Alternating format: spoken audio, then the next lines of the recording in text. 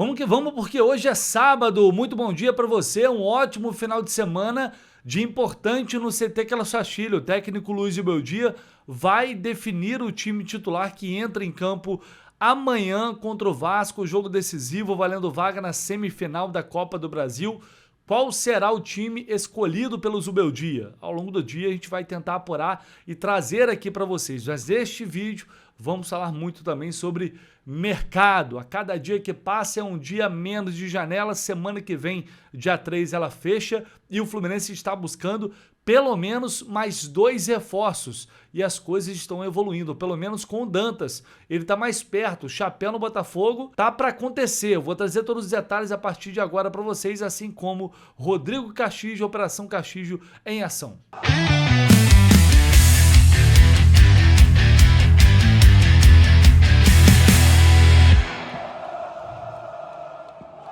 Então você já pode chegar aqui embaixo, ó, se tá pelo celular principalmente, que é muito mais fácil pelo celular, já deixa o like aqui.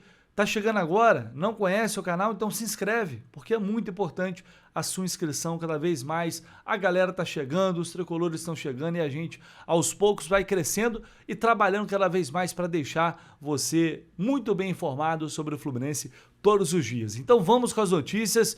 E eu começo falando de Dantas, zagueiro do Novo Horizontino, que está mais perto do Fluminense. Por que está mais perto? Vamos lá, recapitular a história rapidinho para quem está perdido por aí. O Fluminense, na terça-feira, talvez até um pouquinho antes, mas na terça-feira, sai a notícia que eu confirmei e depois acrescentei que o Fluminense já tinha conversas avançadas para tentar contratar o Dantas, mas que era necessário fazer a proposta, formalizar a proposta. Foi o que o Fluminense fez no dia seguinte. Só que antes o Botafogo já estava lá. É um jogador que o Botafogo já monitora, que o Textor e a equipe dele, eles já monitoram desde o ano passado. Inclusive tentaram contratar o Dantas no ano passado, acabou não acontecendo. Então o Botafogo estava na parada, quando percebeu que outros clubes estavam chegando forte na disputa, tentou acelerar para fechar logo e garantir a contratação do jogador. Só que a proposta feita pelo Botafogo não foi aceita, a proposta inicial. E nisso chega o Fluminense, já com tudo alinhado em relação a valores, aquilo que eu falei antes, modelo de negociação. O Fluminense já sabia o que e como, em quais condições o Novo Horizontino iria negociar o Dantas. Então o Fluminense fez uma proposta com valor parcelado, mas qual a diferença na história toda? Inclusive, o Textor recebeu uma contraproposta do Novo Horizontino. Ontem, a Jéssica Maldonado informou no GE que o Botafogo pretendia pagar apenas 50% do valor esse ano. Qual o valor total? 2,5 milhões de euros ou 3 milhões de dólares? Dá mais ou menos a mesma coisa, cerca de 15 milhões de reais. É o que a equipe paulista está pedindo pelo Dantas. O Botafogo topava pagar 50% do valor esse ano. O Fluminense, por outro lado, toparia pagar esse valor 100% do montante em 2026. Isso equivale praticamente a um pagamento à vista pelo que é o futebol. Né? Não é à vista chegar como você pagar uma multa rescisória, chega com o dinheiro todo de uma vez. Mas são parcelas bem curtas. Né? Em poucos meses o Fluminense conseguiria quitar esse valor. Então é um parcelamento, mas é um parcelamento muito curto. O Fluminense já estava ciente, inclusive estava ciente, que essa forma de pagamento seria praticamente inviável para o Botafogo. Essa notícia saiu ontem. Então, automaticamente, dessa forma, o Fluminense passa à frente da negociação. Mas será que passa à frente mesmo ou, na verdade, nunca esteve atrás? Quando o Fluminense chega no negócio e percebe os valores e quem já está por ali, inclusive outros clubes também tentaram, o Internacional sondou, o Corinthians também está ali correndo por fora, Grêmio, enfim, tem outros clubes interessados. O negócio não está fechado, é bom destacar isso. Mas o Fluminense sempre esteve ciente das condições e sabia, e por isso eu falei aqui na quinta-feira, acho que foi quinta-feira, que a proposta do Fluminense era uma proposta forte. Foi exatamente na volta da viagem de São Paulo, dia seguinte ao jogo contra o Palmeiras. Né? A informação que eu recebi, falei, olha, a proposta vai chegar, e aí chegou na quinta, e a proposta do Fluminense é forte diante do cenário apresentado. Então foi isso que aconteceu. O Fluminense ele sempre esteve ciente do que teria que fazer para contratar o jogador.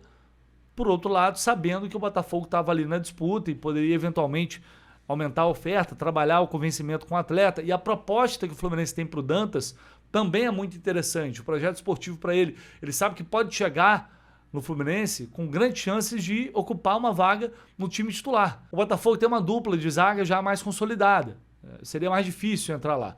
Então no Fluminense ele teria uma perspectiva maior e ainda tem a possibilidade de disputar a Copa Libertadores, que é um atrativo para qualquer atleta. Então, diante de tudo isso, hoje o Fluminense está na frente nessa negociação para contratar o Dantas. E tem que acelerar isso o mais rápido possível, só que o Novo Horizontino quer esperar a semifinal do Campeonato Paulista, que acontece hoje. O Novo Horizontino enfrenta o Corinthians. Sendo eliminado, o negócio pode ser concluído já amanhã, né? E talvez sacramentado, o Fluminense ficando com o atleta. Tá? Mas toda cautela eu acho que é bem-vinda. Já passamos por muitas decepções ao longo dessa janela de transferências, mas enfim, o clube está liderando essa negociação neste momento, como eu disse, já desde o início da semana, com uma situação já bem avançada com o atleta, com o próprio Novo Horizontino, para concluir o negócio assim que a equipe concluir também a participação dentro do Campeonato Paulista. Então, muito em breve, teremos uma decisão. E olha só, antes de falar do Castilho, se liga aqui, galera, tem promoção especial da KTO para o Clássico de amanhã. Já estou adiantando aqui agora. Tem um odão com vitória do Fluminense e gol do John Kennedy, pagando 5,25. Estou colocando aí na tela para vocês. 5,25 é o odão super especial para quem chegar na KTO amanhã. E vai ter também R$25 de aposta grátis lá na KTO. O que você tem que fazer? Clica nesse link que está aqui embaixo. É um link diferente, é um link específico para esse jogo. Tá? Clica aqui, que você, só de clicar aqui, pô, essa não vou fazer não, tô de saco cheio esse final de semana, não tô sem grana também. Cara, não tem problema, mas clicando aqui, já vai ser uma moral. R$25. Porque se a sua entrada não bater, montou uma combinadinha lá, maneira, pá, deu tudo errado, perdeu, você vai ter mais R$25 de aposta grátis que a KTO vai devolver para você, tá? Então, super promoção especial para este clássico, para esta semifinal do Campeonato Carioca. Vai lá na KTO, se você não tem conta, cria sua conta lá rapidinho, lembrando sempre com responsabilidade. Nunca é demais ressaltar para você não colocar dinheiro lá que você não pode perder, tá? Então você vai lá, cria sua conta se você não tiver, ou clica, você já tem, clica aqui nesse link aqui e interage com a gente, interage com a KTO, porque isso é muito importante para a gente. E aproveite mais uma promoção especial para este clássico. Rodrigo Castilho, eu sei que você quer saber, tá aí nessa expectativa agora. Trouxe ontem a informação que o Fluminense pretende viabilizar uma proposta, viabilizar uma forma de contratar o atacante de 27 anos do Lanús, que foi o herói da equipe argentina na Recopa Sul-Americana contra o rival. Mas não se trata, como nada foi fácil nessa janela basicamente, não se trata de uma negociação simples, porque envolve um valor alto. 10 milhões de dólares é o que eles estão pedindo.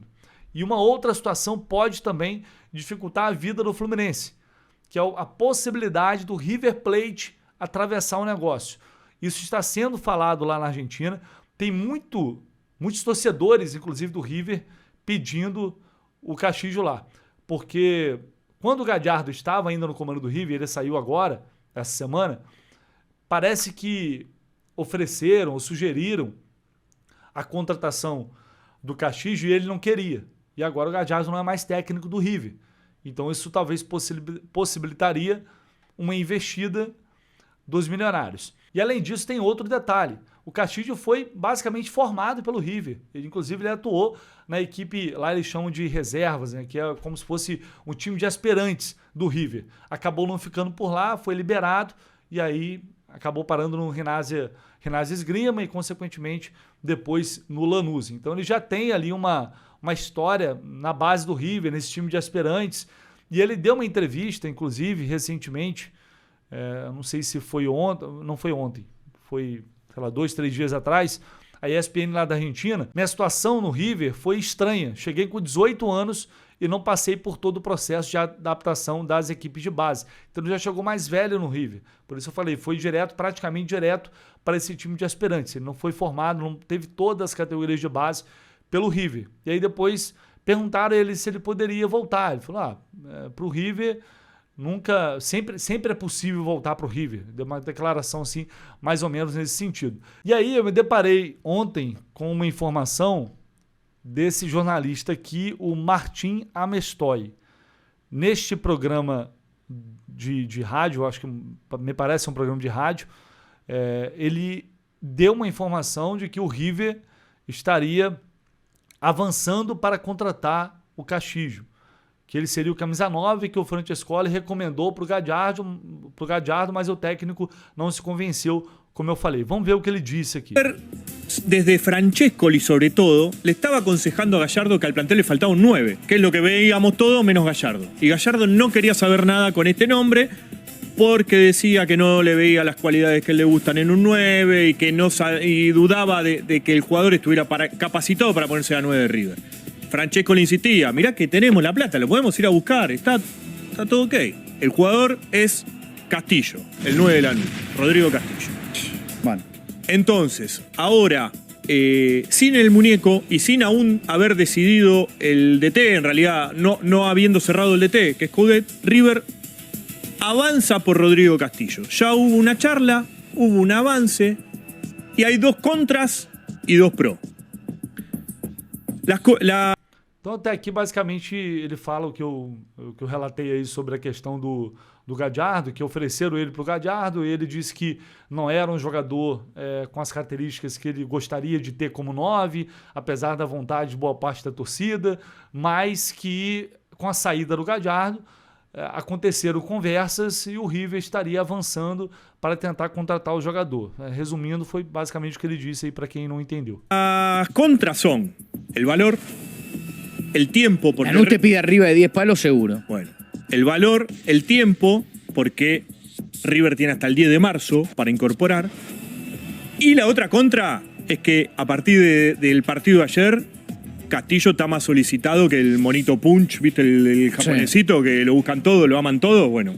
Y sí. Y vale más plata por sobre todas las cosas. De hecho, la persona que me contó que hay negociaciones con River me dijo, pero de ayer no para de sonarnos el teléfono. Bom, e aí no final ele cita ali o que dificulta o River nessa negociação. O valor, o tempo para concretizar o negócio são os mesmos problemas que o Fluminense tem. Aliás, todos, né?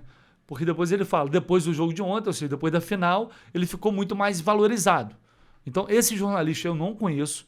Só para destacar aqui, não saiu nenhum grande veículo de imprensa da Argentina até o momento, esse interesse do River. É só esse jornalista falando isso neste programa específico que uma fonte, uma pessoa passou essa informação para ele. Tá? Mas isso está rolando muito na Argentina, com torcedores pedindo, fazendo força. Esse perfil aqui, por exemplo, de um torcedor do River, ele é um perfil enorme, tá? Tem mais de 200 mil seguidores. Né? Falando aqui, desde o Alar em 2026, o River não teve um atacante capaz de cabecear dessa forma. Tragam Rodrigo Castillo. E se você for observar nos comentários, tem vários comentários aqui muito a favor da contratação. Então ele é um jogador muito bem visto na Argentina. Ele tem uma aprovação muito grande por lá. E claro que os caras lá têm uma amostragem muito maior do que a gente aqui. Aqui mais torcedores do River, traria o Rodrigo Castillo. E aí se a gente olhar aqui os comentários, tem muitos favoráveis. Esse aqui, por exemplo, para ontem, não é para hoje, é para ontem. Enfim, tem vários comentários aqui que realmente mostram que os caras gostam do jogador lá, tá? Ele tem uma aprovação, uma aceitação muito grande por lá. E aí a gente entra para a questão do valor, desempenho, vale, não vale, vale, não vale.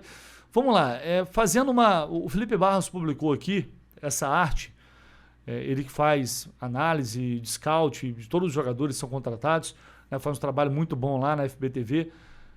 O Felipe Barros publicou essa arte aqui, mostrando a evolução do Castillo nas últimas temporadas. É um jogador de 27 anos.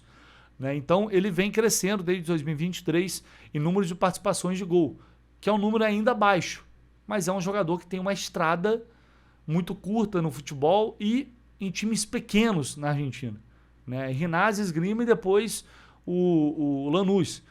Então, convenhamos, não é uma tarefa fácil fazer muitos gols nessas equipes. E quando você ainda está dentro de um processo de maturação, isso tende a ser mais difícil. Mas essa arte aqui mostra como ele vem evoluindo ano após ano e aumentando as suas participações. Chegando em 2026, ele tem até agora 7 participações em gol em 7 partidas. É claro que essa média ela não vai ser mantida, né? Muito provavelmente. Mas só confirma que parece ser um atleta realmente que está em ascensão na carreira.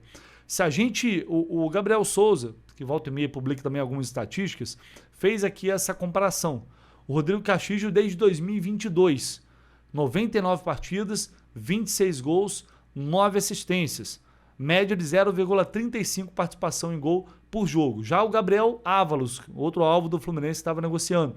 Desde 2022, 168 jogos, 55 gols, 19 assistências. Média de 0,44 participação em gol por jogo. Se a gente olhar só para esses números, e eu sou contra isso, vou explicar por quê, fala, pô, então é melhor trazer o Ávalos. Mas não é assim. Futebol não é assim. Futebol é muito contexto, é momento, é oportunidade, é equipe, é qualidade, é você estar no lugar certo, na hora certa. E o Ávalos é um jogador que já vai fazer 35 anos, ele já está numa reta final de carreira. Então ele já passou, veja bem, são 8 anos de diferença praticamente entre um e outro. Ele já passou por todo esse processo de maturação, chegou ali aos 30 anos e em 2023, 2024 é que ele faz mais gols. Antes disso não tinha. Uma carreira de pouquíssimos gols também.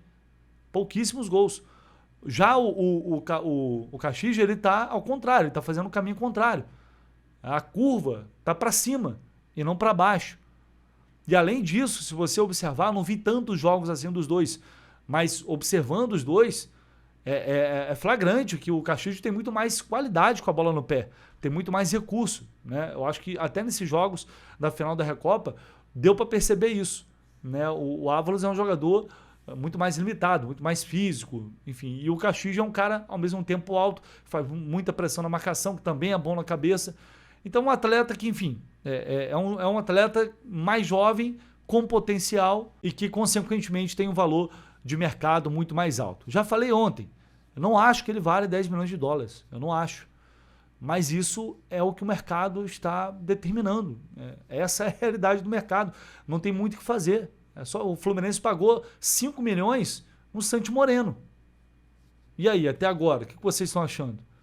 É o mercado. Olha quantos milhões o Fluminense vai pagar no Soteldo, quantos gols o Soteldo vai entregar até o final do ano. Então, inegavelmente, é um risco. Você vai investir um valor alto num atleta que pode dar um retorno técnico muito bom ao longo dos próximos anos. Ou ele pode simplesmente não render e aí você tem um enorme prejuízo. Como quase tudo no futebol, dificilmente você vai conseguir fazer uma contratação em que não há qualquer tipo de dúvida se ela vai dar certo ou não. Enfim, o tempo é muito curto, vamos aguardar as cenas dos próximos capítulos, mas não tem muita margem. Se for fazer realmente a proposta, se for tentar contratar e avançar, a diretoria do Fluminense vai ter que correr contra o tempo e desembolsar uma bela de uma grana. É claro que eles vão tentar trabalhar para diminuir esse valor, para, enfim, tentar, quem sabe, fazer uma composição através de bônus, por exemplo, por gols, por jogos. Enfim, tem uma série de modelos de negócio que dá para você tentar emplacar quando quer trazer um atleta de qualidade. Agora, se eles vão aceitar, aí é uma outra história, é isso que a gente vai ver. Fechou, pessoal? Deixa o seu like, se inscreva aqui no canal, tamo junto, a gente volta em breve com muito mais informações.